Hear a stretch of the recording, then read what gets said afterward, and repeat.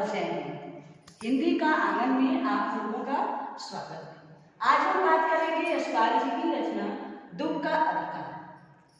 कितने आश्चर्य की बात है कि हमारे समाज में सुख के अधिकार के लिए तो हमने वर्गों में लोगों को बांटा ही है, लेकिन अब यहाँ दुख के अधिकार की बात की जा रही है।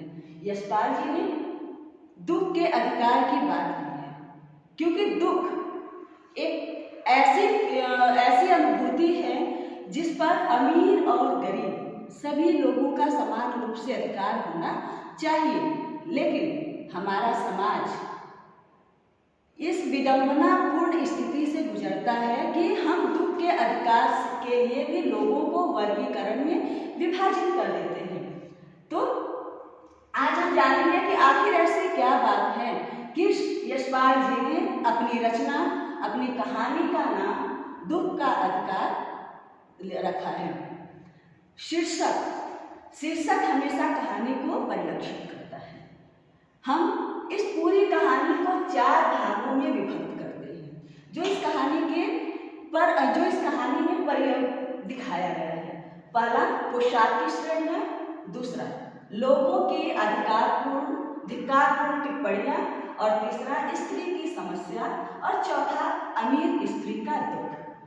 पोशाक हमारे समाज में मनुष्यों को उनके ज्ञान, उनकी परिस्थिति के आधार पे उनको विभाजित नहीं किया जाता, बल्कि उनको पोशाक के आधार पर उनको विभाजित किया जाता। अगर कोई अच्छे पोशाक में है, महंगे पोशाक में है, तो उसको हम भद्र स्वीकार करते हैं।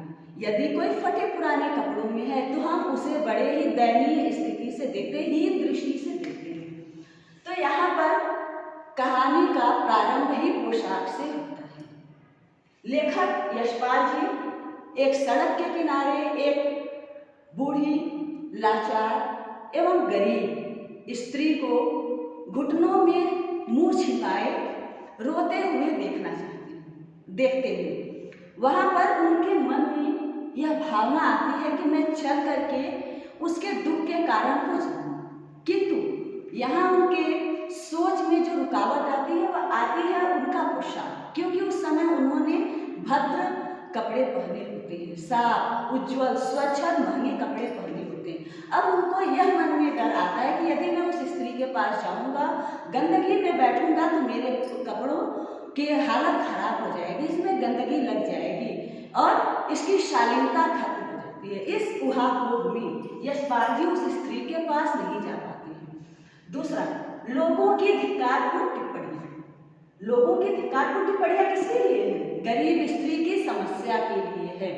स्त्री जो कि सड़क के किनारे बैठी रो रही है, खरबूजे बेच रही है, उसका पुत्र जो कि भगवाना, जो कि मर चुका है और उसको मरे अभी 2 दिन भी नहीं हुए हैं, किंतु स्त्री की जो बहू है और उसका जो पोता है वह भूख से बिलबिलाते हैं। बहू बुखार से तप रही है, घर में उसका इलाज करवाने के लिए और पोते का पेट भरने के लिए एक आना भी नहीं है। लोग उसकी मदद करने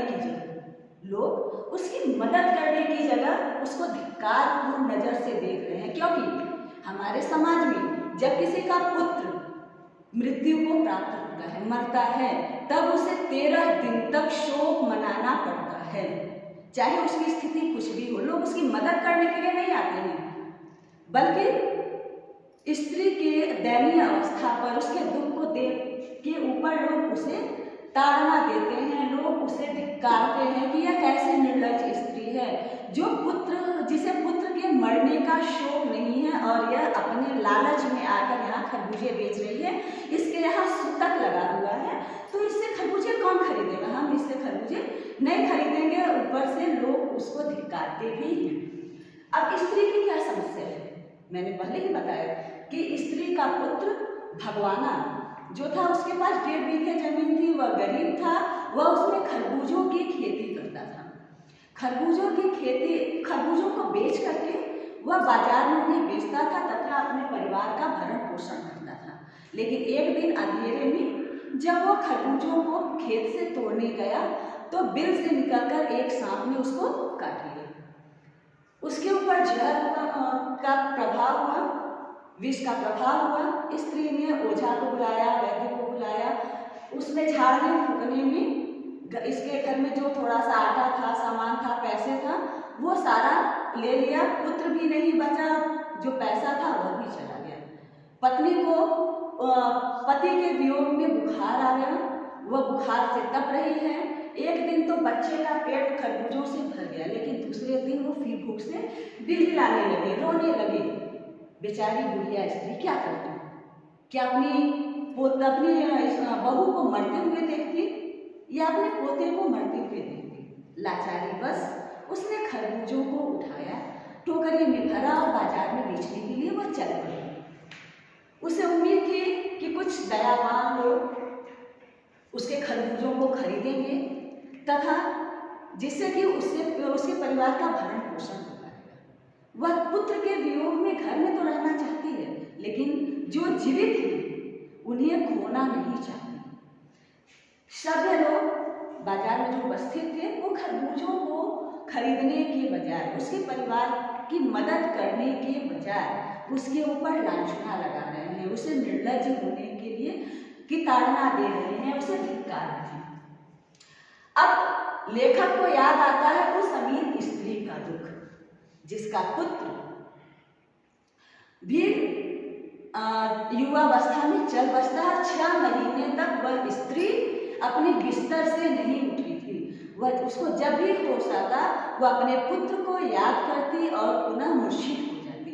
उसके इलाज के लिए 2-2, 4-4 डॉक्टर, चिकित्सक हमेशा उसके पास मौजूद रहते, क्योंकि वो अमीर थी, उसको दुख का अधिकार था।